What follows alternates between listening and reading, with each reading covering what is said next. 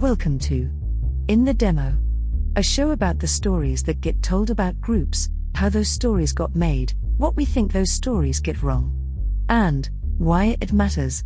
You hosts? Faris Yakob is the founder and head of research and strategy of The Difference Engine, a strategic insights consultancy focused on helping business leaders make decisions. Adam Piano, author and brand consultant and managing director of brand strategy at Arizona State University. You are now in the demo. Hey there, this is In the Demo. I'm one of your hosts, Faris Yakob. So we've been at this for about a year now, and as we start to enter what some of my former delightful British colleagues referred to as the festive period, we wanted to share with you one final episode of the year, and this is it. So if you're a listener of the show, you probably know that I have a pretty strong bent towards systems and structures as better explanations for why large groups of people act any particular kind of way. But of course, the thing is, systems and structures are also created by people, with varying levels of intention and foresight and instinct and reaction. So if you don't, or have never, worked in advertising, you might not even think about there being actual people who made the ad that played at the beginning of the last YouTube video you watched, or the halftime break of your favorite sports show, or in the middle of your favorite podcast, which I guess in this scenario isn't this podcast because we don't have any ads. But I know that before I went into advertising, I kind of liked a lot of ads, and yet it never really occurred to me that people wrote, designed, directed, cast, performed in, produced, edited, etc., the ads that I liked. It never occurred to me that they had to buy space or time in my favorite magazine or on my favorite show or whatever channel I was watching from someone else whose job it is to sell that space and time. I'm pretty sure I understood that Mattel made toys and Parker Brothers made games and so on, but I guess I understood that the message was from a brand about a product or whatever, but I didn't imagine office buildings full of people making those messages. But there are office buildings full of people making these messages, and other office buildings full of people selling the time and space in which to place those messages. And those people sell the space and the time and the messages to businesses who are trying to get those messages in front of customers, and who rely on those messages to entice the customer to try, buy, and recommend their products. Advertising isn't mere junk in the media universe. It's become an essential part of the commercial cycle. And without it, many of the apps, websites, channels, shows, publications you love wouldn't even exist. There have been many waves in the evolution of the ad business. Some were driven by new kinds of audiences, like the suburban nuclear family or the teenager. Or it was driven by new kinds of media, like radio, then TV, then the internet. Waves might be creatively driven or technologically driven or efficiency driven, but they are also driven by people. These people themselves are often quite young, in their 20s and 30s. They believe in the power of the media they represent, and they desperately do not want to be perceived as purveyors of junk. They believe, and they're right to believe it, that the ad industry has the power to shape culture, and they want to be part of the shaping. So they bring their own beliefs and hopes and fears and tastes to the work that they do, and out of that we get ideas and language and style that, for good or ill, help us shape who we believe we are and who we want to be. Our special guest for our final episode of the year is a good friend of mine, Faris Yakob. He and his wife Rosie are the force behind the consultancy Genius Steals, a nomadic strategic and creative consultancy. Faris is also the author of a book about how advertising works through the lens of the concept of attention. It's called Paid Attention, and it's now in its second edition. He has been at a variety of media and advertising agencies throughout his career, including Naked Communications, McCann Erickson, MDC Partners, and he helped to found many others. He writes for Campaign, Fast Company, Contagious, and other publications. And he thinks deeply about the state of the ad world, how it's changing, what it does, how it does it, and what it means for us all. He sat down to talk to us before Thanksgiving about how media planning works, how brands and advertisers think about audiences, and how the stories we tell about youth cultures have been recycled and subtly upgraded since the invention of the teenager, often to fulfill the hopes and dreams of not only the corporations who want them to buy stuff, but just as importantly, the people who make advertising and want to believe it is capable of doing something good in the world. Hello, everybody. Thanks for having me. I am Faris, and I am the co-founder of a creative consultancy that was historically nomadic and is now semi-nomadic called Genius Steals. And my wife and I, we work with brands, agencies of all disciplines and geographies, and media companies and their partners like events agencies, doing a sort of a number of things at different quotients of time. Before pre-pando, lots and lots of public speaking and general, I guess, corporate entertainment with content. Entertainment. It's sort of like so the way I think about it often is that inspirational speakers are cool, but often they've just climbed a mountain or like whatever, and it's fun, but it's not like specifically germane to marketing practice. So like I think that we are inspirational speakers because we have this nomadic history that people find interesting. And we're also practitioners, so we can apply some of that thinking to actually day-to-day challenges of the industry and so on. So yeah, and speaking, workshops, training, and lots of longer form consulting post-pando as well. And in that practitioner part, what does the bulk of that work look like? So when we started 10 years ago, there was a lot more, I guess, freelance practitioner work, plugging us in as strategy or non-traditional creative directors, that kind of thing. In the last, I'd say 5 or so years, much more of our work has swum aggressively upstream. So we do a lot of brand and business consulting with agencies themselves, particularly big global agencies, media, creative, PR, digital research, and so on, because there's a huge amount of flux in the agency and marketing services market. And flux is when you need counsel of highly experienced practitioners such as ourselves. And we work with clients a lot. We did a couple of years of training and work with, for example, Twinings Tea, which is the company that makes Twinings Tea, which is owned by a conglomerate called ABF. And we work with their teams across 12 different regions for a couple of years, doing things like setting the framework for how to work with agencies to be successful, establishing parameters for what good looks like so it isn't instinct or personal, and sort of trying to help them understand how to work with agencies in a way that's productive and profitable for both. I think especially agencies of scale, when working with clients that are smaller than global pieces of business, struggle a little bit with how to service them because they're going to make one ad every few years. And there's a massive disparity in experience. The agency makes ads all the time. The client's very worried about the one or two ads they make a year or two, and the amount of effort kind of feels weird, and balancing that out. And sort of one of the things we talk about a lot is kind of our accidentally integrated history. So I was a management consultant. I've worked at magazines. I've been a media planner, an account planner, a digital strategist. I set up an agency, so on and so forth. But it's unusual in our industry. Like, I mean, Farah's another person like me, to have done different things within the overall kind of roster of agency life.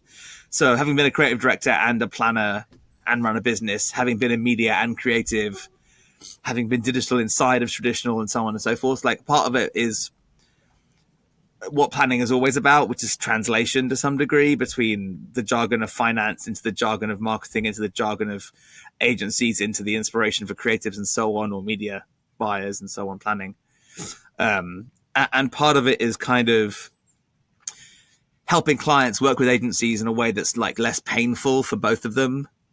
In a very similar way, frankly, that we would do the research and the consulting with an agency itself.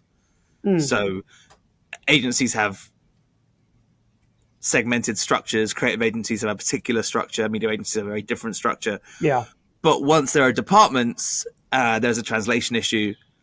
And apart from translation, there's a sort of mutual motivation issue. Like, clients are frightened of creatives, but they really want them to help them. And creatives are angry at clients. And in between that, the account and planning functions basically have to mitigate that. That process is So like a lot of it is like, so what will make the clients want to buy work, and what will make the creative interested enough to actually give a crap about this particular brief that isn't going to necessarily go straight to a multi-billion-dollar campaign or whatever. I think it's interesting of this, the introduction you just did, It's that you long. didn't even mention that you've written a book. I know. Yeah, I know. I did. You wrote a book called Paid Attention, which I think I myself have probably bought 24 copies of and given out to people. Wow, that was awesome. I don't know what just happened, but it was really We don't cool. know, but we're keeping it in. We just love it. I don't know what made that happen, but I'm so excited. Apparently it is, but not for you. Weird. Well, this is exciting. We can anyway. So thank you for mentioning that. What an excellent chat show host you are for bringing up my promotional material that needs promoting. I wrote a book called Paid Attention, which is about the nature of human attention and how we buy and sell it in advertising, but we aren't ever entirely sure if people are paying attention to the attention we have paid for. Like all my favorite jokes, it requires quite a lot of domain knowledge and quite a lot of and quite a lot of explanation, even with domain knowledge, to be So I read the book before I ever met you, and I was like, holy crap, this is an extremely dense book. And then I think I talked to you for about 10 minutes, and I was like, oh, okay, this tracks. This tracks now. It was worth the read, but like as I was reading it, I remember thinking like, wow, this is where are we going? What's happening? Why is this happening? My mate described it as a roller coaster. That sometimes you're going up, but sometimes you're going down. You have no idea why. You're like, what's happening? Sorry. Yes, I definitely read it after meeting Faris, but I also remember it being a light vacation read. Yeah, exactly. For me. Yeah. But that's probably said something about Well, yeah. I mean, it's not super long, which is a big part of that. And I think so. I took a lot of notes. Yeah, I mean that's that's why it's good in hardback, because I think it's genuinely written to be. So a couple of things that I thought about when writing this book. We could get started in a minute, but one of the things was the publisher and everybody else was like, have one idea, and then write a thesis essay, and then write loads of case studies for that. And I'm like, the thing is, I hate those business books. They're terrible. I don't want to read them. Nobody should read. Like they don't need to be. People aren't stupid. They'll track with you, is my point of view, particularly about my audience, I would say. Yeah. I don't write for everybody. It's clearly a niche market of people who want to read Paid Attention. Although my mate who's a doctor read it as a favor and found some value in it. So perhaps I'm, doing myself a disservice there. But anyway, two things. One, which is that I want to be lots of ideas, not one idea. I want to be everything I was thinking about at that time smashed into some sort of shape. And B, I want it to be principles, not practices, in the sense of when writing about digital, for example, which is a part of my book's focus, and then intersecting that thinking with the publishing sector, which is a 2-year kind of lead time on publishing books. You can't write things about now. You've got to write them about a bit longer. So I tried to make it something that people will use or could refer back to. I think it's better as a tree book, personally. So we brought up the book specifically because your work in media, but also brand strategy covers, you talk a lot about the attention for specific groups. And I wanted to ask you a wide open question, which is, how do you think about audience segmentation in general? Like what's your take on it? How do you approach it? It's a very loaded question. No, it's totally fine. It's totally fine. I think like I'm somewhere in between kind of the Ritson, Sharpian, nominal like spectra of this nonsense binary. But historically speaking, I would have said something more naive, like humans are all uniquely individual, like magical snowflakes. And then I would have got a bit older, and I've said segmentation is good, but tends towards two-name alliterative stereotyping and a collapsing of thinking rather than a kind of exploration of people. Like it really quickly becomes, here are 6 segments with these alliterative 2-word names, and they're highly stereotypical, and they don't provide necessarily any insight. They, in fact, I think deflect insight. They create blind spots by just playing against stereotypes people already have in their head of like a working mum. She is time poor. She would like to have snacks on the go or something, right? And all that stuff is harmful, probably more so than useful. Now, there's 2 different ways to think about segmentation, and this is important because I do a lot of work in both these halves of the world. I know. creatively speaking, I think creatives find it really hard to write for a buying audience of everyone, which is like what happens is, right? A lot of our clients the last few years have read Ehrenberg Bass, and it's taken a long time for this thinking to sort of infiltrate the whole industry, but it's done that now. It's actually very good. It's good for us. It's a good thing. But they get stuck on things like 1+ reach for the whole buying audience is all that matters in media. And they brief their media agency saying 1+ reach against the whole buying audience is all that matters in media. And the media agent says, you haven't got enough money to do that. And they say, right, what should we do now? And I think most clients probably are in that situation. So everybody but Apple. But yeah, well, yes, but Apple's a luxury good that can afford to spend money targeting people that never are going to buy it because it's a luxury good that has absurdly high margins. Right. So it's a signaling thing, and it's on Twitter as part of some sort of weird argument between him and Elon. But anyway, that's just different. So there's two bits of it, right? One, which is creatives find it really hard to write for generic audiences that are everybody who might ever buy this, which is what people end up writing audience statements like anybody who might buy a Salt or anybody who might buy a laptop. And it's like, the thing about that is it's not helpful. It's sort of true to the recommendation, but it's not helpful to the creatives to write something interesting and nuanced and insightful and culturally relevant and blah, blah, blah, blah, blah. And in media terms, you can't afford it anyway. So in media terms, prioritizing your +1 buying audience is like a requirement. You cannot afford to reach all the people that buy hamburgers or whatever. So decide on some, prioritize them based on something. The heavy buyer fallacy applies, but prioritizing and then redefining your buying audience to a place where you can achieve useful 1+ reach is in media terms necessary and in creative terms also necessary. So I would say you have to do it. It very easily it follows existing pathways in the brain. You want to not do it that way, ideally. Like if you're doing a media targeting thing, you don't want to just find a different stereotype audience you can buy against. You want to find a source of volume that's unlocking light buyers or non-buyers. Yeah.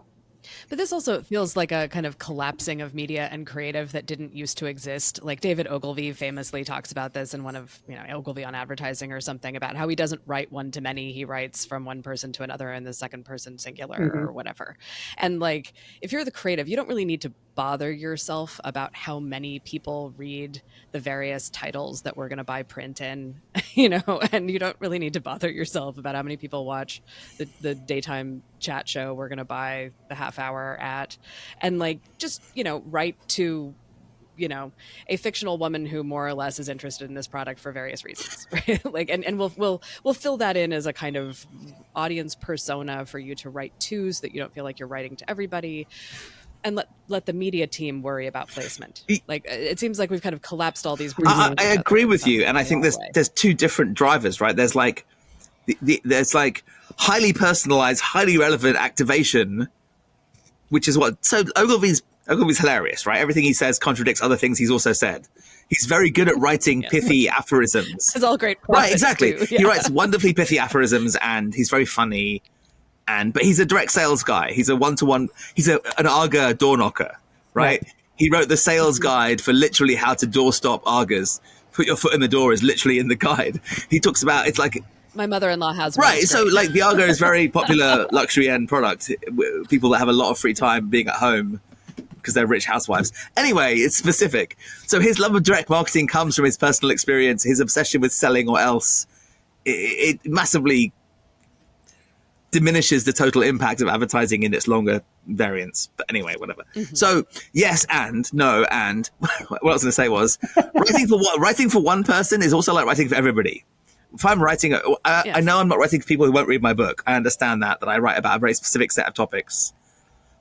But I write so that when I read it, it sounds good to me, I guess, which is like a solipsistic version of the same point, right? And ads that work at a 90% brand level have to work for 90% of people who are not in market. So it's going to be broad. Like if it doesn't work, if you have to know either the pre-existing TV campaign to understand the print and outdoor, or you have to know extremely niche meme jokes, based on yesterday's internet discourse, then those things aren't going to reach that many people, even if they see it. So the ideas that work and resonate and run, I'm not saying they work globally, there's all kinds of nuance there, but they tend to work across broad audiences. Like if a joke is funny to one person, i.e. me, it's not a stand-up show I can sell. It needs to be funny to enough people that that they will laugh. And what have you seen as effective traits or characteristics that you can group people around, both in terms of, I mean, media is essentially what they're consuming, but from a creative and messaging, you know, what are the traits that you've found successful to build segments around? Again, you're sort of doing you're trying to triangulate between different things that have different ways of thinking about stuff, right? Media and creative being the most obvious, but you have buying audiences. To go back to the very beginning of media planning when I was doing it 20 years ago, you had to have specific buying audiences. You could only buy 16 to 35, 16 to 24, male, female, blah, blah, blah. That's what you can buy on TV. And everything else doesn't really matter. So it's like, so you have to translate everything into a buying audience, and it's a fudge and it's an index at best, right? With the opposite end of the spectrum, you can buy highly detailed business outcomes, which ignore the segment entirely, from our friends at Meta and Google now. So you're not buying an audience at all anymore. You're buying business outcomes, and the machine is telling you which audiences are going to buy, apparently. So that's the opposite end of segmentation. Everybody's the individual. Their cookie stack identifies their signals perfectly. But as we know, cookies aren't super robust. Like, a lot of cookies are not accurate, as you'll know, because you've been online and you've been served ads in another language, and you thought, I don't speak that language, so this ad isn't clearly for me, you know, even though if I happen to be in that country. So both those things are probably not like it's everybody, but we're sort of aiming at this subsection of them to it's this one person. They both seem unhelpful scales with which to deal with people. All people or every single individual is just, they're both scales at which we don't really, it's hard to conceptualize those scales, and it's hard to work with them as well. So I think one of the things that might be helpful here, just as a quick interjection, since we do have non-ad people who listen, I think there's hi everybody. Yeah, broadly speaking, you've got, buying the place the place that you're going to see the ad is what we're talking about when we talk about media. And so that might be a TV spot on a particular network during a particular show, during a particular at a certain place in the break, because they have different costs. Yes. Exactly. And exactly. All these things are kind of costed out differently. And what we can do is say we want people who have a high likelihood of having a particular kind of lifestyle, right? So this is like the housewife kind of example. And she could be anything from 18 to plus, whatever. But there's a kind of indexing of, there's more of those types of people in the widest part of the band from an age perspective, income perspective, whatever, who are watching this show. Which creates an efficiency in the media buy, essentially. Exactly. And then there was sort of this, I think fairly brief, frankly, interlude of saying we were going to buy mindsets. Yeah, psychographics. And that psychographics. And like, I feel like to some degree, the kind of real reckoning around psychographics coincides with, Facebook really turning on advertising and targeting, and frankly, Cambridge. No, agreed. The five psychological model thing, which is not super massively validated psychological model, but whatever, it doesn't matter. People started to go, oh, wait a second, maybe their age and their actually, number of kids is important. Geography, like their physical. Geography can be super important. That's the problem. I was about to go to geography, and I was like, your zip code tells me more about you than almost anything else. Your zip code tells me where you're going to probably, like, how much money you're going to make in your life. Zip code you're born in tells me a great deal about how your life's going to play out, especially in America right now. So, but the shift was, okay, maybe not all 50-year-old women are the same in America. Okay, smart. Some 50-year-old women are like more young, progressive, cool. Some are sort of more old, stately. Again, we just stereotype out into, like, you know what I mean? Like on a little spectrum up and down. So psychographics were a thing. Then there was kind of like a sort of emotional thing. Right. Then there was a period where media did something that I like called modality targeting. I don't even So- know this. Okay. So better Yeah. explain what that Okay. is. So, well, okay. So working back from what we're trying to do, there's two ways to think about it at the end of the chain. There's behavior or modality, I think. So the last step of it is behavior. Because you did these things on your cookie stack, you're more likely to do these things in the future. This leads to lots of logical errors, like you just bought a mattress. The cookie... Would you like yeah, a exactly. mattress? But your likelihood to buy a mattress goes up very, very large amount if you've bought a mattress compared to if you've not bought a mattress. So the algorithm goes very sensibly. You buy mattresses. You're now in the part of the audience that buys mattresses. Hey, do you want a mattress now? No, I just got a mattress.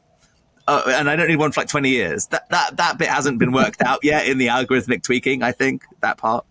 But so behavior is one. A set of behaviors that you can either see or record or track digitally, so on and so forth, right, is one. And the other bit I like is kind of, so I'm trying to make media improve, right? And media starts efficiency, then effectiveness. So quantity, then quality. And it should go quality, then quantity. So what I'm trying to do is put qualia at the top. Qualia, quantity, then quality. So qualia is a measure of quality to some degree, even though it's not. Just the word sounds like it is, so it works for my purposes. And qualia is the psychological state within which you experience something, right? What's happening in your head individually is the qualia of this experience, right? So why is this important to me? So Because you read Zen and the Art of Motorcycle. possibly, yes. I can't remember where I got qualia from. But it may have been Cory Doctorow as well. I can't remember. But anyway, Yeah. so I may have just been Googling words that begin with qua while I was trying to think of a three thing for the... Yeah, for your slides. You both know how much time we have spent doing this, right? I've got two things that begin with a letter. I think I need a third thing. Oh, yeah. You need a third thing. Two feels weird. No, two's Right. wrong. Right. The rule of three. Let's go back to what we're talking about. So here's what I wrote somewhere. I forget if it's in my book or not, but I said something like, we've been obsessed with the audience for a long time, the target, who are we selling to? And I said, what if that doesn't matter? What if we assume that all that data, the demo, all of it is irrelevant? Let's say something like, customers are to people as waves are to water. So customers are a repeating pattern of behavior that expresses itself at different moments in different places in the ocean of customers. Mm-hmm. And that action can be sort of measured like a wave can, but it's like, what bit of water is making the wave doesn't matter.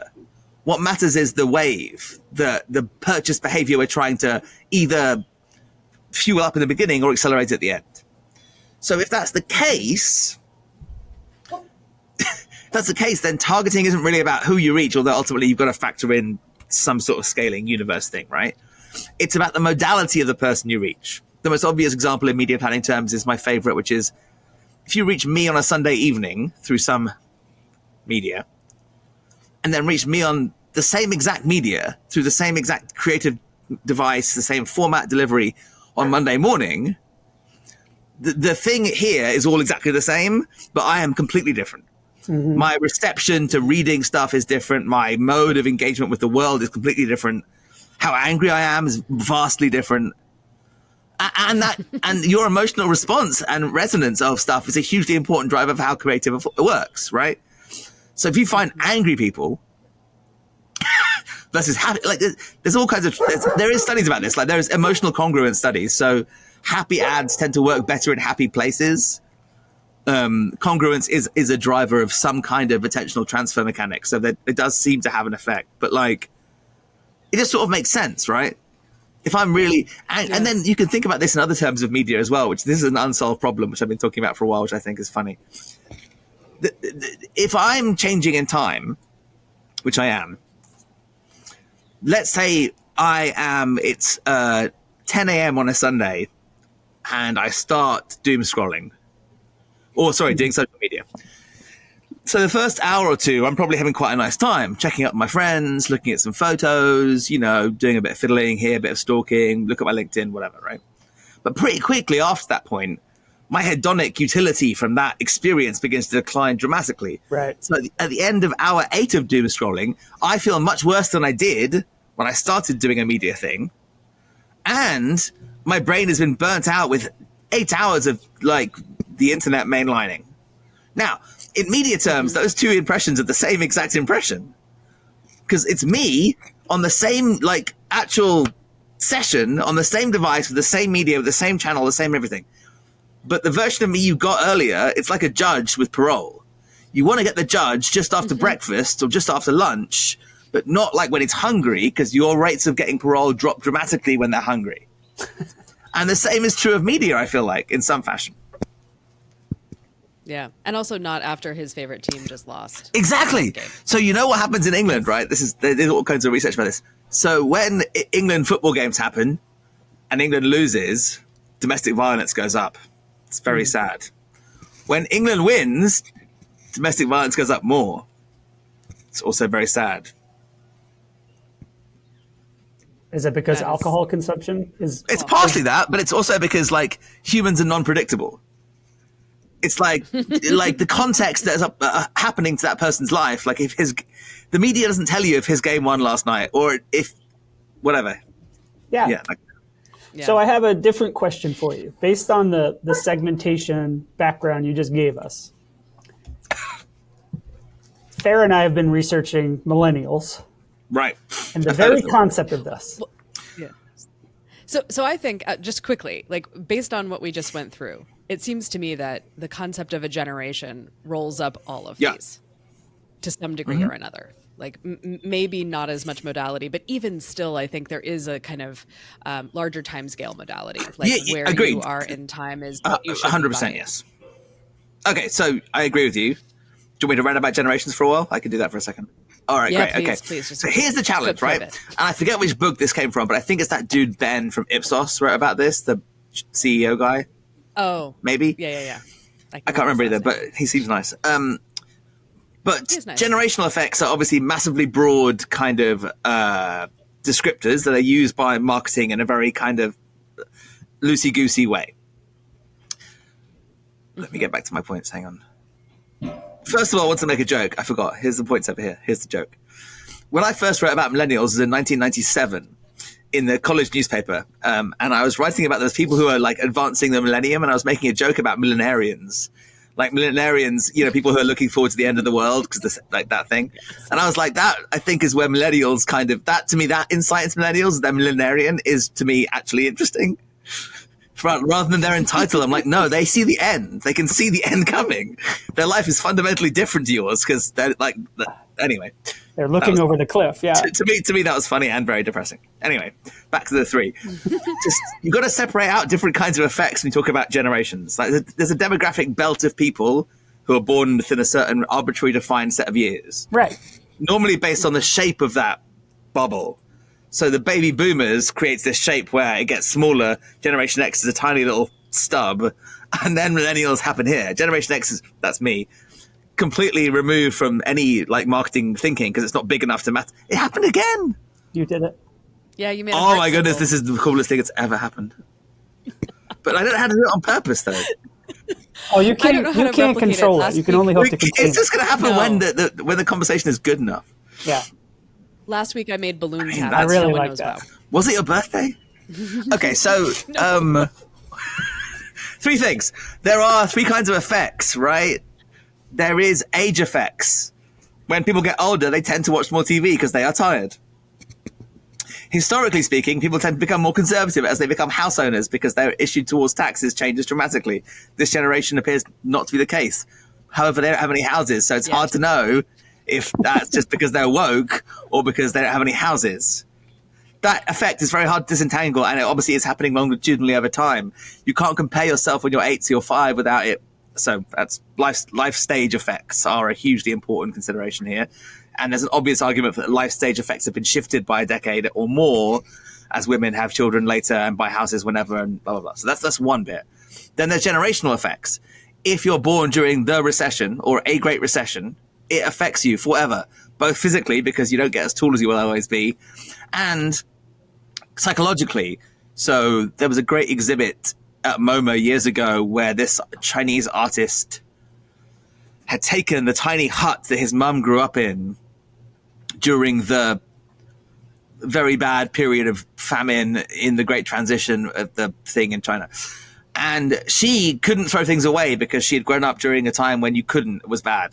So every single roll of they had like hundreds of rolls of toothpaste with like tiny bit left in, and like thousands of just bits of stuff because she wouldn't throw anything away just in case those times came back. And that was a lifetime change in her behavior because she went the war or the depression. Those sort of things are generational effects that really mess people's heads in a very long-term way. You can see it happening in the UK now.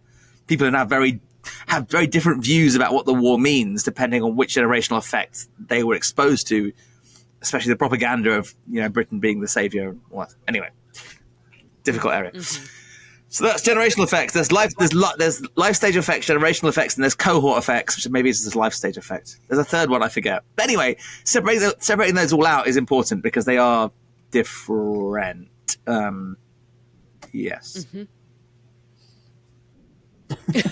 Yes. I mean, one of the things that I think we keep coming around to, because, those three, period, cohort, and... That one, period, cohort, life stage, that's it, yeah. Yeah. And so, like when we talked to Kim Parker from Pew Research a few months ago, she was talking about even positions on things like gay rights, gay marriage, to some degree, those are period effects. Everybody in that period of time was shifting, I guess, to the left in favor of gay marriage. Millennials might have been doing it a little more steeply than some of the other groups, but they were also kind of coming online more steeply, as it were, coming into polling cohorts and being old enough to respond to a survey. And, but there are these things tend to get kind of mashed together in the discourse, whether that discourse is happening in, I think, it's certainly been a minute since I actually had any kind of conversation with a client where they talked about millennials as being their target audience. I think everyone just everyone says Gen Z now. That's why they've given up on millennials. Well, sure, yes. There is the overtaking of the next youth generation. But the interesting thing is you still see output from them, like the ones who commission a survey and then put some PR behind it and into it. Here's how young people today are investing or whatever. They will still talk about them by generational cohorts as if those cohorts are truly defined, as if they are monolithic enough to talk about them as a cohort. And so I'm curious about whether you have seen any shift in how clients are talking about whether it's millennials or Gen Z. Are they being more sophisticated about it, or is it still kind of reductive to this? It's a giant group of people that we can smash all the media targeting approaches. I think there's a couple of bits there, right? So I think largely we skew back towards mass reach, buying audience 1+, and highly personalized signal-based intent conversion optimization engines. I think that's where mostly stuff plays still. I think that the emotional nuance tends to come. So the joke is account planners bring cultural insight or historically qual, but now cultural insight because qual's expensive. And media planners bring indices, right? And those two things are very different things, but they're both kind of the primary stuff. To use your old joke, Farah, the reification of a subjective phenomena, the insight, right? Great piece that was. There's such thing as an insight. Classic piece of Farah work. So I think it comes in when it often comes in sort of with a different vector, if that makes sense. Because we went from demographics to pen portraits to personas. I mean, it's just sort of filling in some nuance and qual and stuff like that. I think some of the interesting ways of doing this have come through insight as it should be, revelatory, and not the example I keep coming back to in my head, which is the one we use a lot in our talks about insight, is Paula Bloodworth, who was the group strategy director at Wyden, who did the Nothing Beats a Londoner planning. Right? And she wrote the line as the proposition, nothing beats a Londoner, and then Wyden creatives were like, that's good, we'll just use that, because they have a good relationship. I love that, because that doesn't happen normally. If you write a line as a planner, they A, will kick you, and B, that you'll never get that anywhere near a piece of work. Anyway, you'll get 20 variations of it, but not that line. Yeah, because they hate you for doing it. They hate you for doing it. It's their job. You know 100%. that. You know that. Or my favorite version of this is where they just throw a temper tantrum and then sort of say, "We can't work with this brief because you've blocked us from having an idea." No, I mean, so at one point when the one big agency I worked at in New York, the planning and creative departments had broken down relationship-wise so badly they wouldn't meet in person. They would email each other these things, which was hilarious. Yeah. And, oh my God, it was so fun. And one of the things that planners would do to annoy the creatives there, this is totally true, was write rhyming propositions. So, because it really, really annoys them. It's like it's both not a proposition, but also not a line, but it rhymes, which means your head is stuck in that little. Oh, it's so annoying to them. Anyway, that isn't what you should. Don't do that. They hate that. But no, I love that. But Paula, what she did with her insight into London, like what makes a Londoner, and the insight was a picture from the front page of the newspaper of the terrorist attacks of 7/7 in the UK, and it's a famous picture. And there's a bunch of people running from the pub, and there's one guy and he's running with his pint. And that was the insight. That feeling, qualitatively speaking, that whatever set of associations, emotions, drivers, behaviors, definitions, geographies, that is what the ad should be about.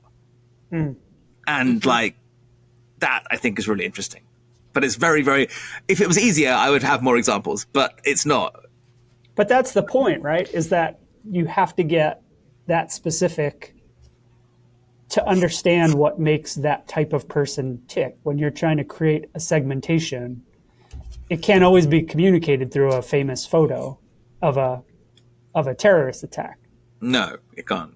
And because it's so hard, it is much easier to put the word millennials on a slide and then show pictures of people like. But also it gives you a number. Millennials is a big number you can show somebody. If your audience is millennials, here's a really big number I can show you as a total addressable market or whatever. So that helps because on the media side, you need big numbers. Otherwise, it's not going to work. But I think there's another interesting part of that, though, which is that example. It's very funny how Wyden historically has pulled things from newspapers. People still read them, apparently. we do. They're very for planners. They're very useful. Yeah, they are. But it's built on like observing some detail that is representative of something else, right? And the difference between that observation and the like millennials don't own homes because they spend too much money on avocado toast doesn't come from that. It comes from some real estate developer in Australia making that guy to get a rise out of we need to get everybody to lose their jobs because they're getting really bolshy, to be honest. Yes. Oh boy. Yes. First against the wall, son. First against the wall. Faris is on one today. But you're dead on to something, that it's like it's not just about summarizing the big number. It is about identifying the detail and connecting it into something meaningful. I think this is probably the I write a lot of things about how to structure insights, and you can do it like mathematically as like logical equations, which is pretty fun, but for me. But to your point, what happens is we start generic in. We start like with the most generic descriptors, male, female, and even that's now complex, frankly. That conversation, even that at the beginning of a targeting meeting could derail things for an entire hour of meeting, especially currently in America. But anyway, it's like, well, how does this cookie stack reflect transgender and non-binary people? I'm like, I don't know if it does. I don't know if Lukai has that data in their cookie stack. And maybe it shouldn't.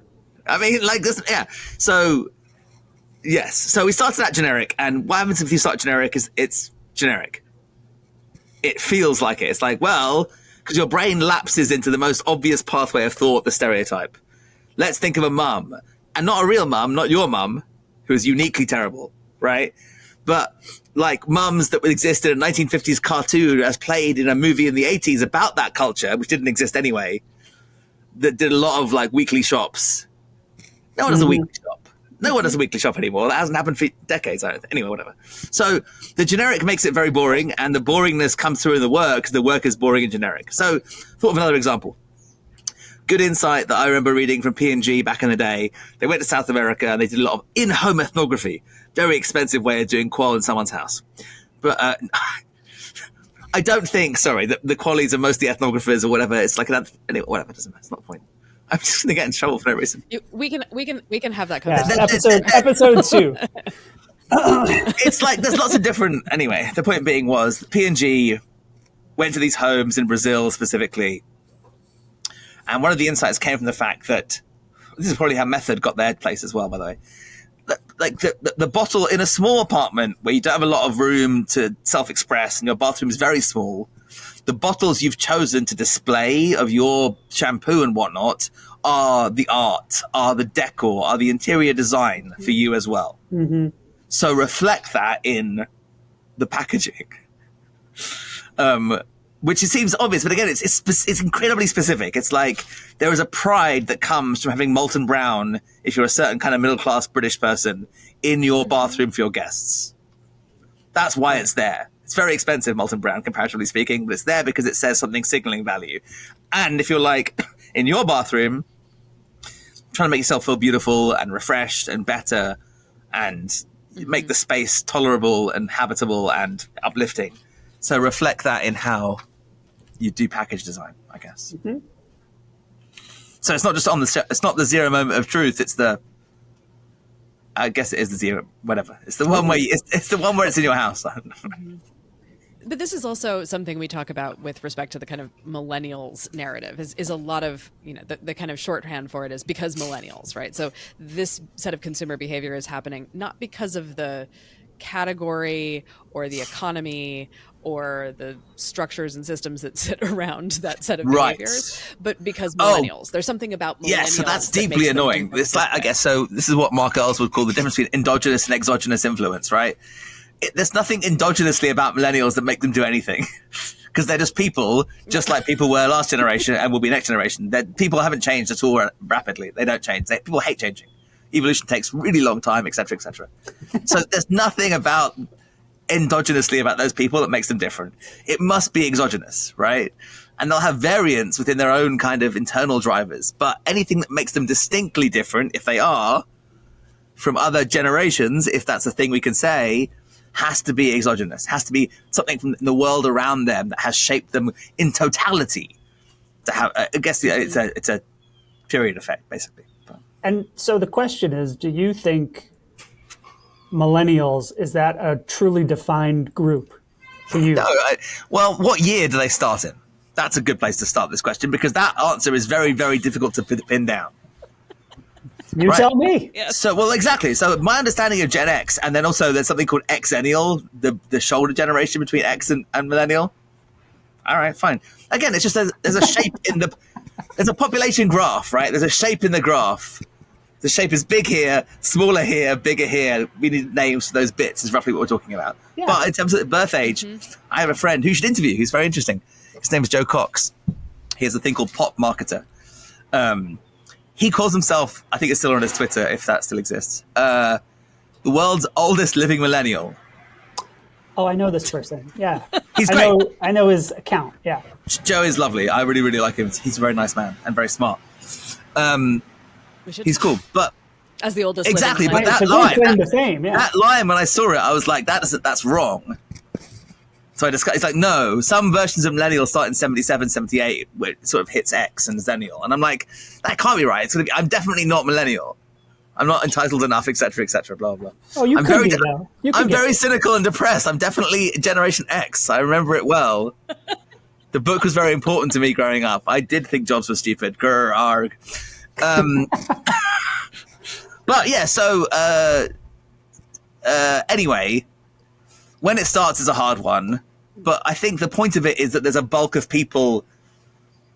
It's just an audience sizing thing. It's on this size of audience is basically what they're saying, I think, rather than, I mean, like millennials at like, the oldest millennial is down like 43 or something, even within the sort of more conservative definition. Yes. When I was 25, I would say never trust anybody over 30. When I was 30, I would have said 43 is basically, I don't know, retired, definitely middle-aged. Now I'm 45. Life is different now, and so those things are somewhat different. But that cohort, if it exists, that generation spans retirement planning and leaving university or something to that effect almost. At which point you've got to say, well, have you ever worked with banks? Banks know how to do this quite well. Banks don't care how old you are. Banks are excellent at this. Banks do not care how old you are. They never did. Banks care exactly what your life stage is, specifically around, do you own a house or not? Have you got full-time employment? Have you got a family? That's pretty much all that matters. And so their marketing is extremely segmented that way. It's like you've got to get them in at 18 with some sort of stupid offer for students, like £50 of record vouchers, right? Because this is where the free toaster comes from. Yeah, exactly. Because once you get them, then the odds of them changing current account is like 1 in 10 ever. You're much more likely to get divorced than you are to change current accounts. And it's harder in America. And if you're a global nomad like myself, banking is a slightly different thing. But generally they get them in with the free toaster and record vouchers at 18, and then they just wait. They offer them some credit cards or some limited debt structured things to begin with. They just wait. At some point, they get salaries. Salaries kick in. They're like, hey, how are you? Salaries. Delicious. Right? And then they start paying rent, and you're like, okay, so they just wait. And then at some point, they're like, I'd like a mortgage. And they're like, yes. Here it is. The payoff. And they know, as Wells Fargo found out, the more products you sell them, the less likely they are to churn. That doesn't mean you sell them products they don't know about. That's against the law and fraudulent. Very dodgy. But you have to put sell in quotes. But the thinking comes from those sort of metric confusions, right?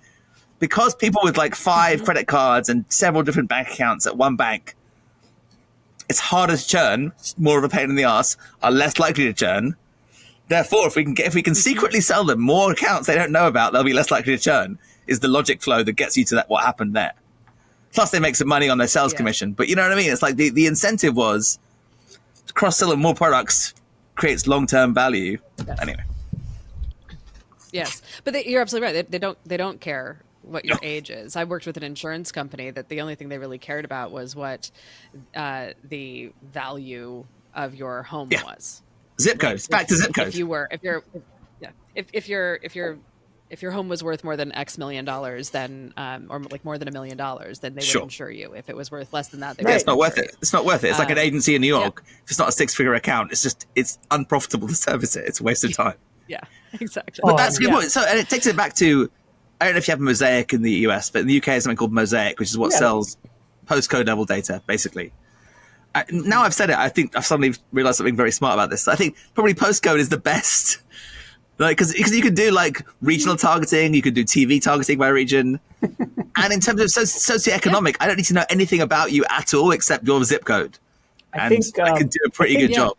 Kim Parker said something pretty similar, and that's, I'm a big proponent of using like ArcGIS and Esri to pull those zip codes. In fact, that's part of my course that I teach.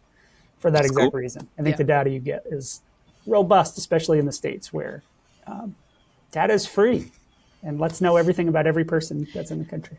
I mean, and it gets you back into indices like you were talking about with, how media planners approach things, but in a much more granular way without being so granular that you're doing that, like, I'm going to buy 100,000 people who have nothing else in common except.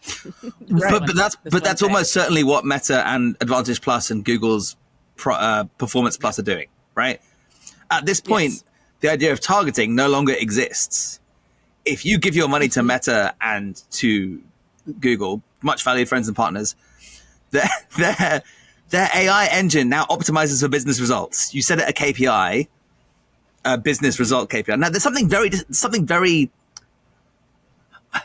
How much do I want to get myself in trouble? So, this is both very smart. This is both very smart and completely disingenuous at the same time. Okay, it's doing two things. It's disaggregating your ability to see who you're targeting, so they own the audience data if it exists, and it's generating stochastic models of conversion that it then uses to make your money work harder to sell things because it's all performance based, i.e. Performance media doesn't mean it performs, it means it's being sold on an engagement or an action. But anyway, sorry, go on please. And isn't that replacing what let the record reflect that Adam just raised his hand. Sorry. No, because you said something that just tipped me off. That stochastic model where they are now the targeting is visible only to them. It is based on a KPI. It's a jukebox. I put my money in, I get my business results out. That's what segmentation was when we said millennials, right? But we had some sense of the partnership of your media partner and your business strategy and all that stuff should sort of define something, which isn't everybody. That you need to sort of start shaping it. And then what Google and Meta are doing are using signals of 1,000 million different types, I assume, based on location and history. And they know more about you. I mean, like Amazon too. I'm sure Amazon's retail ads convert. I can't find any data about it, but I'm sure they convert extremely well because Amazon can tell you literally who saw the ad and literally if they bought it on Amazon. So that kind of closed loop data is extremely useful. However, and here's the bit I'm talking about where it's disingenuous. It's both very smart. It also takes away what media actually sells and pretends to sell something else entirely. And this to me is dangerous because incrementality exists. So like, if I just give you a bunch of money and then a bunch of sales happen, and you do the econometric analysis for free internally and the dynamic reach optimization and targeting and so on, there's a certain point where I've got to say, well, what if they would have happened by themselves? Why am I in business? And that's not how media works also. Like, that's how retailing works. You've just sold me an affiliate program or a retailer. It's like, doesn't an Amazon ad convert really well to an Amazon sale? I'm sure it looks like it does if you attribute from the bottom up. I don't know if it's the full impact driver, unless you invented a bunch of brands that didn't exist and then used them to do testing. So that would be quite cool. It's funny you said something there that was kind of a throwaway, but the idea that I've been looking everywhere for this data and I can't find it. I think that's connected to your hypothesis. No, it's really interesting though, because Amazon Ads is like a much valued friend and partner and so on. They sponsored a couple of conferences. We've only been to a few conferences in the last couple of years because obviously the Pando really suppressed that part of the industry. But where they have had massive presences, massive, very cool Twitch, Amazon ad presences, right? And Amazon Ads grown from $3 billion run rate to a $27 billion run rate in 3 or 4 years, making it like the third biggest media owner in the world or something, or maybe in America. Like, Amazon Ads is a huge, massive monster of media. But it doesn't sell media, it sells shelf space. Right. Basically. Infinite shelf space. It's a retailer doing what retailers do, which is negotiating with their trade partners for visibility in their shop. Now, there's a whole budget that does that. Like, if you worked on CPG, the bit that advertising plays with is like half the budget. The bigger part of the budget is normally putting money into shelf wobblers and literally shelf, like, stocking rights and shelf space in the retailer. And that's what the retail, or Amazon is doing, essentially. It's like hybridizing those two forms of media together into a full funnel offering. But it's basically rent as well, right? It's basically charging rent in its shop, give or take, which means brands that can afford to pay rent, i.e. brands, will have better performance in the shop until they decide to compete with them with the generic in that category. But I guess my maybe possibly last question is about this. If we've got these tools going back and forth between brand and performance, these, I don't really see the audience. Maybe it's just retail effects. Maybe it's actual media effects. Who can know? Then one of the things that makes me wonder about is what then is the utility of talking about a youth demographic if it's really just down to behavior and modality and so like because here's my like working creeping hypothesis, which is that I think Gen Z is going to be the first generation to actually ultimately, well, not the first generation, but the first post, we're really heavily selling you on the being part of the generation you're in group to go, actually, nah, I opt out. I refuse to be part of a generation. Thanks. I am Spartacus. So hang on, before that, like, okay, so two things, I guess. One, which is, I wrote once that generations aren't real because we think of them in terms of media, which means they are actually just media platforms that roll over. So I was the MTV generation because generations media platforms didn't grow and die within a period of time that was fast enough. Like, so basically TV generation went to MTV generation in the 80s. That led to a lot of arguments where it's like a style. So when you get to the MySpace generation, which lasted less long, and then the Facebook generation, if you want, and then the Snapchat generation, which is distinct for sure, then the Facebook generation now, they're different, right? Part of what we're talking about is media behaviors. In fact, a lot of what we're talking about, ultimately, the reason we're talking about it is media behaviors and purchase behavior by the media. So I think two things when we look at generational stuff is that young people do stuff that we've not heard about. So the whole area of trend and like, you know, from media and business trends, like dupes are now a thing that they call knockoffs, and dupes are cool or whatever. I don't know, whatever. So that's one part of it, which is stealing ideas. And then it's also media practices. So young people inherently innovate with platforms because they're not clear what they're supposed to do from the old media generation. So their media innovation leads to stuff that we want to steal or accelerate or buy or copy. So like a lot of it ends up being insight stuff, and the insight stuff is trend reports about these things that, you know, NPCs are a thing now. So what's the NPC idea? And NFTs used to be a thing 2 years ago. I think that's where a lot of it ends up coming out, as opposed to millennials still don't have any money. They still have no job security. They haven't got a house still. They're still worried that the world's going to end. Some of them vote. That's been the same for a while. Do you know what I mean? But that's been the same for like 10 years. And you can't, exactly. And like, and it's like, are the facts true, or is the narrative just staying the same because we've moved on to doing qual and quant about Gen Z? I mean, I think as Farah and I were discussing previously, macroeconomics applies. Economics applies to all things that happen within the economy. And so when things like interest rates go up dramatically and change the price of money, it doesn't just change people's personal monthly credit card behaviors like the Fed think it does. In fact, it almost never does that, because people have no idea what their fucking interest, excuse my language, people have no idea what their interest rates are, right? People don't understand how interest works. Right. What it does more is change how businesses work and how they deploy capital, and change how the prospects of people. So if salaries haven't gone up inflation adjusted for 20 years among a certain segment, then you could say a certain thing about them. The people who use food banks in the UK, which there are now a lot of them, are one segment. This is very sad, but it's not funny. But it's true.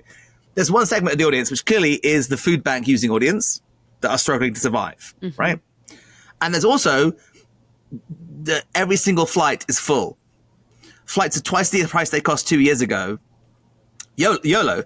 People that have credit cards or access to credit cards have begun to infinitely discount the future, have begun acting in a very, very non-economically normative way. Prices are going up, so is demand. That isn't how it's supposed to work. It's literally the opposite of how economics is supposed to work. If there's one thing in economics that is supposed to be true, it's this one. And currently the entire economy is working in a not that way. To me, that is very, very important to both understand how, in marketing terms, sell the YOLO generation or the YOLO cohort on the stuff they're going to be buying now for more money.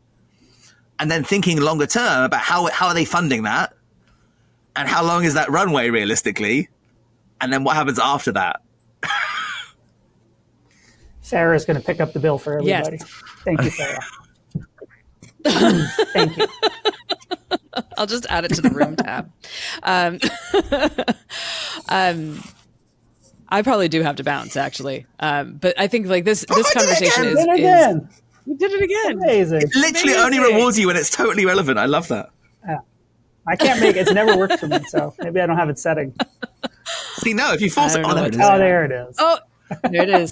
Guys, if you're just listening to this, you're missing out on some amazing animations that somehow my computer is doing by itself. That's where all of our budget goes, is to those visual effects. Yeah, this is all done in post. I'm not even real. This is AI Faris.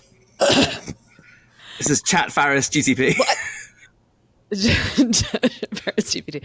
I mean, I think this is we're probably going to want to talk to you again, because I think this is an interesting, like, for one thing, you know, one of the many drains we've been circling on the topic of millennials is just it's a construct. It is a construct for the purposes of media buying. Yes. It's a construct for the purposes of big, broad analysis and creating segments and whatever, for whatever purpose you're trying to create them for, whether it's, I mean, it's all messaging of one kind or another, selling something. But I think that the thing I would love to talk more about is how much it feels like this kind of recursive narrative thing of like, we meaning marketers, people similarly situated to us, not us specifically necessarily, created a story about what millennials be like, sold it heavily to millennials who have now adopted it as an identity and kind of structure their lives around it. And reflecting against it and rejecting it. Yes. Echo came back. But like the enabled millennial thing actively being rejected by or embraced by quiet quitting, whatever you want to call it, all of which are terms that are invented by business owners to shame staff into not asking for money. So my thought is the golden age of advertising happened to coincide with the first invention of a youth audience, the teenager. The 1950s, as is my understanding of sociological stuff I don't really understand well, there was just like kids and then they go to work. And then cars happened and child protection laws kicked in around the same time, as did employee protection laws, which sort of forced them apart a little bit, which left this gap of people. And then school was made mandatory as well, right? Which sort of forced open this segment that didn't exist before. Ages are all, people still got older, but the segment of life stage didn't exist. And then cars were invented, so teenagers could do nookie on hill points in suburban America, and they could get older and become mature in that sense. So they had a different set of values, and they became anti-authoritarian. And so in a bit where we basically cracked 50s creative revolution, we then cracked how to do it again by inventing this thing called a teenager. And we've been doing it every generation since. We just keep doing it. And agencies are always doing this. They're like, okay, so you may think you know the housewife, but you don't know this housewife. Right? Because P&G knows housewives, right? P&G and Unilever know housewives better than agencies do. They do, right? Yeah. They don't need an agency to tell them. So the agency has to say, but there's this other version of it that you haven't seen before. Let us tell you about it. Bring something askew, an insight, a way of looking at the stuff that they know that makes it interesting to everybody else who don't care about it. Right. Yeah. Yeah, I think that's absolutely just so much part of this. I mean, even the kind of greenwashing of young people of like they're, so we're driving across country. We stopped in Little Rock briefly yesterday, at which point we realized that there was not much to commend Little Rock, except that I remembered this moment in a Rolling Stone issue from right before the 92 election, where William Greider, PJ O'Rourke, Hunter Thompson, and Yen Wenner all go to Little Rock to meet Bill Clinton because they're going to put him on the cover and basically endorse him for president. And they met him at a steak place called Doe's Eat Place. And I have never forgotten the name of this place because it's so weird. It's just it feels so Southern to me to call something Doe's Eat Place. And also there was just nothing more Bill Clinton than to want to eat at a place called Doe's Eat Place. So we went and saw Doe's Eat Place, which then prompted me to go try to find like the articles from that edition of that Rolling Stone magazine. I have since gone on eBay and just bought the issue, by the way, Adam. So I'll have it when I get home. But one of the things that comes up in it is this conversation about Bill Clinton being the first baby boomer president, the first sort of 60s generation president, and this idea that like we were trying to change the world for the better, even though most people were in favor of the Vietnam War. Those of us who weren't were historically correct, and this is our chance to actually like see some of this stuff through. And this youth culture thing, you're absolutely right. Like teenagers are an invented group of people. Preteens and tweens also get invented later on by marketers. We talked to Rose Cameron about that. But like every one of these generations, we have also added on a layer of some kind of like essential idealism that they possess that will carry them through in their consumer behavior. Like they're going to give more money to philanthropy. They're going to buy green products. They're going to drive electric. Yeah, they care about everything. It's massively aspirational. It happens. I've been around long enough now that the generational trend reports, you read the planner's voice in them and the desperate aspiration for a generation to come and solve the problems that we created for them. It's wonderful. It's like, but they will do what they're supposed to do, which is vote with their money and only buy green and organic stuff, and therefore the world will be saved thanks to advertising, because we've got them early enough to convince them that the world needs saving. So I think there's a reason students are very idealistic, is they've got nothing to lose, right? And there's a reason people say, if I had infinite money, I would only buy organic stuff that is the most fairly traded thing ever. And like when I go buy eggs, whenever I buy eggs, I am stuck by this exact question. Eggs are the perfect microcosm of this exact decision structure, in my opinion. You can buy a dozen eggs for 99 cents, and you can buy a dozen eggs for $11.99. And there's just different levels of conscience and possibly taste, but a lot of it is ultimately conscience, like value-based buying. It's mostly just great. Like, how comfortable are you with torturing chickens? Yeah, but like relatively we all are, because like it's totally legal, and we all are. We are. Mm-hmm. That's just true. Culturally, we've decided that's just true.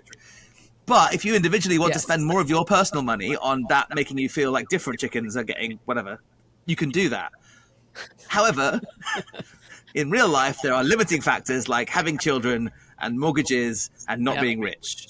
At which point the decision isn't like, do you want happy chickens or tortured chickens? It's like, do you want full children or less full children?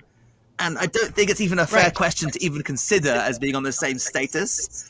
And I don't think it's fair to ask consumers to fix these things instead of us and corporations, because it's not their problem. We just make them think it's their problem by saying, if you don't recycle, what are we supposed to do? And you go, just don't make those things. Like, but you want them. You told us we wanted them, and you made them. And they're like, you should recycle them. I'm like, it doesn't do anything. I looked into it. It's just a scam. And they're like, we don't want to do it. You should do it. And it's like, well, fine. The market isn't designed for moral questions. I feel like that's the place to leave it, Adam. Faris, thank you very much for making time for us. We're going to visit you at your home again. Please do. In the near future. Come IRL. You're both welcome. Well, not yet. We haven't got beds yet, but when we get beds, then... Sleeping on the floor, buddy. It's all right. Yeah, I got 2 sleeping bags in the back of the car. Yeah. We're good. All right. Thank you very much. Lovely to see you, sir. We want to thank you again for joining us on this journey. We'll be back in January with all new episodes and guests. In the meantime, please do check out our Substack, follow us on LinkedIn or Instagram, and share the show with others. We'd love to hear from you, so please feel free to message either Adam or me with any questions or feedback. We hope you have a restful and sweet holiday season, and that you and your family stay safe and avoid too much intergenerational warfare around the holiday table. Happy New Year from the team at In the Demo. In the Demo is produced by Farah Bostic and Adam Pierno with support from The Difference Engine and edited by Allison Preisinger and AMP Studio. Music by Omega Man under the Creative Commons license. Go to inthedemopodcast.com for behind-the-scenes research and supporting information. Please rate and review the show. Someone once told us it helps.